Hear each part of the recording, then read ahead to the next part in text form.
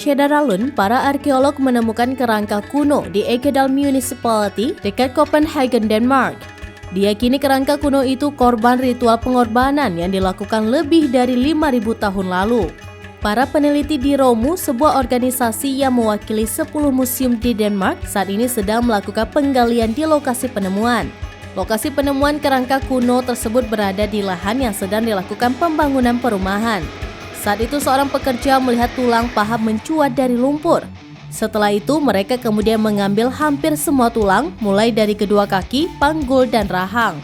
Dikutip dari laman Sputnik News, pada Minggu 25 Desember 2022, para ilmuwan dapat menyimpulkan bahwa mereka telah menemukan apa yang disebut tubuh rawa. Tubuh khas laki-laki yang ditemukan di rawa-rawa di seluruh Eropa. Meski tidak memiliki bukti langsung, para arkeolog meyakini bahwa mereka menemukan sisa-sisa kerangka pengorbanan manusia. Rawa memainkan peran penting dalam kehidupan Eropa Utara karena sumber daya yang mereka sediakan. Hal yang tidak kalah penting adalah rawa-rawa itu diyakini sebagai pintu gerbang antara dunia manusia dan dunia para dewa.